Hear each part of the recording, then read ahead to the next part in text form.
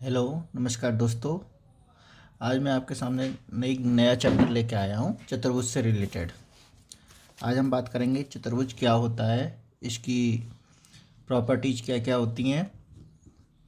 आइए बात करते हैं।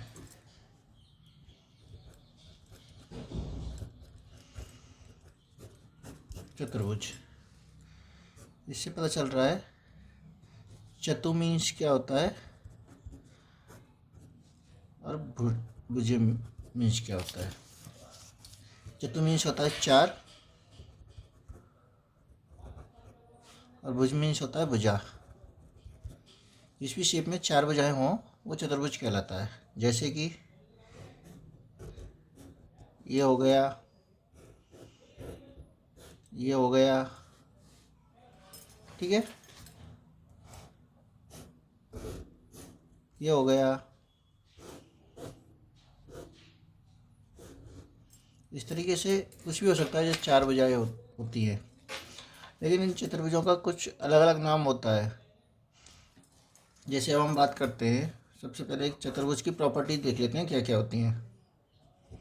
चतुर्भुज की परिभाषा क्या होती है, चतुर्भुज क्या होता है, चतुर्भुज की विकर्ण क्या होते हैं।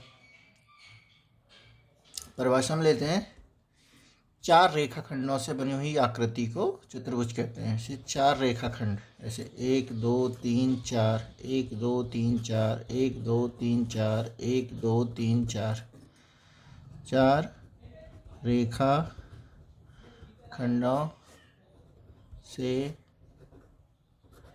बनी हुई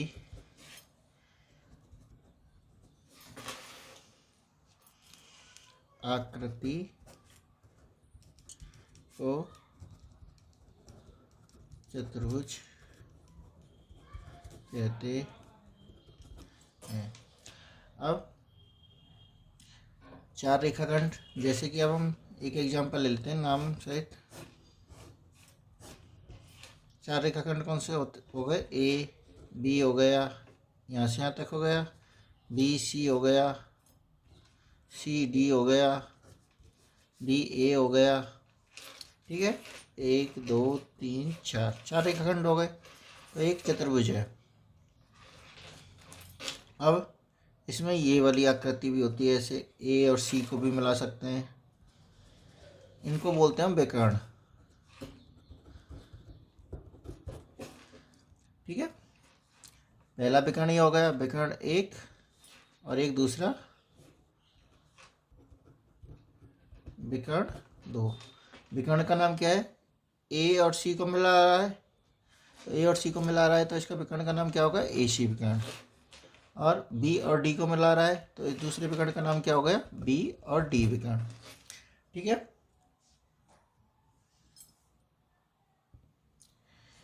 इसमें अब चतुर्भुज की भुजाएं हो गई, विकर्ण हो गए। अब इनके कुछ अलग अलग नाम भी दिए हुए हैं आपकी किताब में। जैसे होता है कुछ आसन्न भुजाएं क्या होती हैं, और सम्मुख भुजाएं, सम्मुख आसन भुजाएं, सम्मुख भुजाएं, सम्मुख कोण, आसन कोण। इन सभी को हम बारी बारी से देखेंगे। दोबारा डायग्राम बना लेता हूँ मैं। A B C D. सबसे पहले लेते हैं आसन भुजा।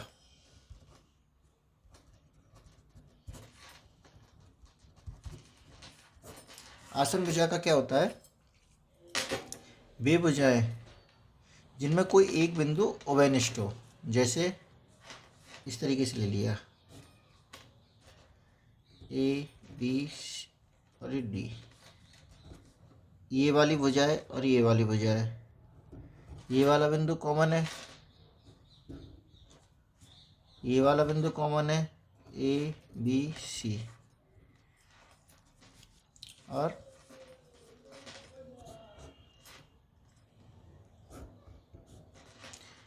बी सी डी और सी डी ए।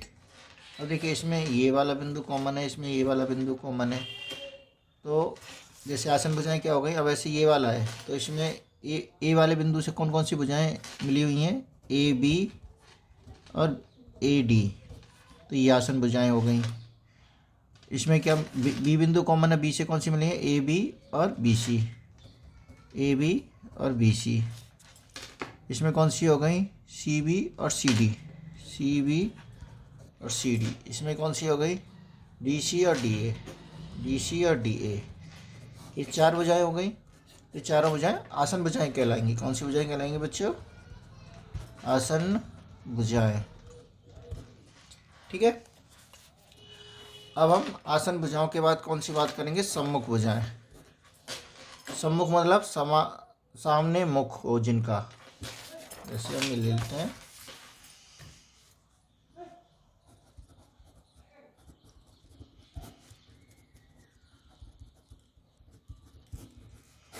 सम्मुख भुजाएं। सम्मुख भुजाएं क्या होती हैं, जिनका मुख सामने हो।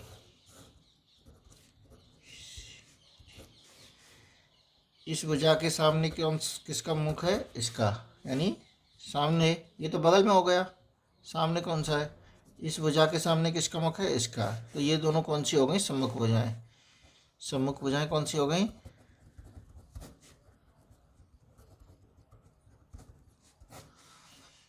ए बी व सी डी, ठीक है, और ए डी और बी सी, ए डी व बी सी, ठीक है, ये हो गई सम्मुख भुजाएं। आसन भुजाएं, इसकी परिभाषा भी लिख सकते हैं, वे भुजाएं जिनका कोई उभयनिष्ठ बिंदु नहीं हो, वे भुजाएं जिनका कोई उभयनिष्ठ, जिसको इंग्लिश में बोलेंगे कॉमन बिंदु नहीं हो, उभयनिष्ठ बिंदु नहीं हो। ठीक है, अब ऐसे ये भुजाएं ए बी वाली हो गई। अब ए और बी बिंदु के अलावा कौन सी भुजा बची है, सी और डी, तो ये दोनों हो गई, क्योंकि इनमें ए बी के अलावा कॉमन बिंदु कोई सा नहीं है, ए बी अलग है, सी डी अलग है। ठीक है, सामने है, सम्मुख मतलब सामने मुख हो, इसका मुख इसके सामने, इसका मुख इसके सामने, इन दोनों का मुख इसके सामने, इन दोनों का मुख इसके सामने, ये सम्मुख भुजाएं हो गई। अब बात करते हैं सम्मुख कोण।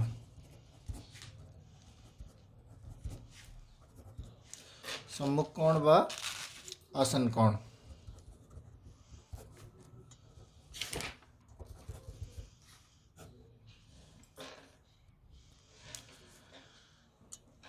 आसन कोण क्या होता है, वे भुजाएं, सबसे पहले आसन कोण की परिभाषा ले लेते हैं। आसन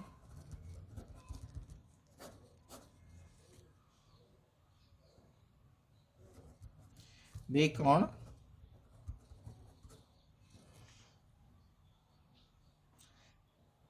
पहले डायग्राम बना लेता हूँ मैं इसमें।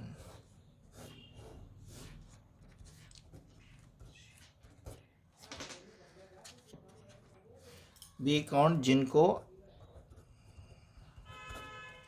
अंतरित करने वाली भुजाओं में एक भुजा सर्वनिष्ठ हो, एक भुजा, वे कोण जिनको अंतरित करने वाली भुजाओं में से कोई एक भुजा सर्वनिष्ठ हो।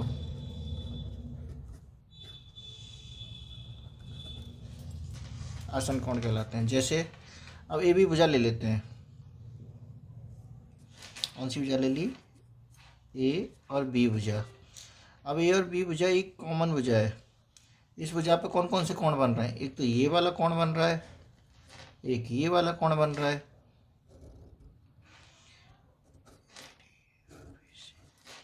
ये वाला कोण बन गया और ये वाला कोण बन गया, तो ये कोण कौन से हो गए, आसन कोण। एंगल ए और एंगल बी आसन कोण। ठीक है।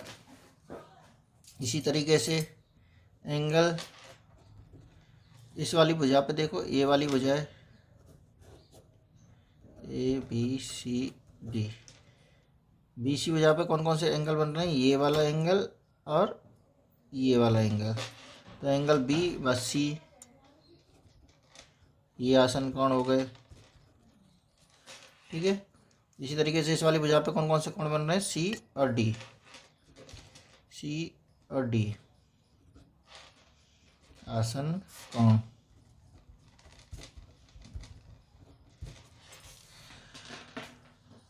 अब आसन कोण के अलावा आसन कोण ले ले, सम्मुख कोण और रखें। अब अभी हमारे सम्मुख कोण के बारे में बात करते हैं।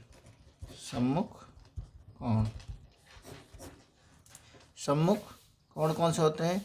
जिनका मुख सामने हो। जैसे भुजाओं के बारे में की बात की थी, जो भुजा सामने हो सम्मुख भुजा।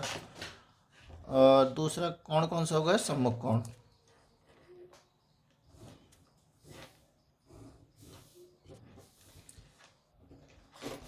ए बी सी डी। ठीक है। इसमें ए के सामने कौन बैठा है? ये वाला बैठा है सी, तो ये वाला हो गया। तो सम्मुख कोण कौन सा हो गया? एंगल ए व एंगल सी सम्मुख कोण है।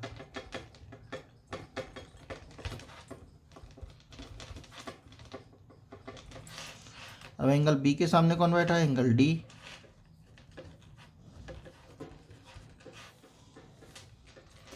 एंगल बी के सामने कौन सा बैठा है? Angle D.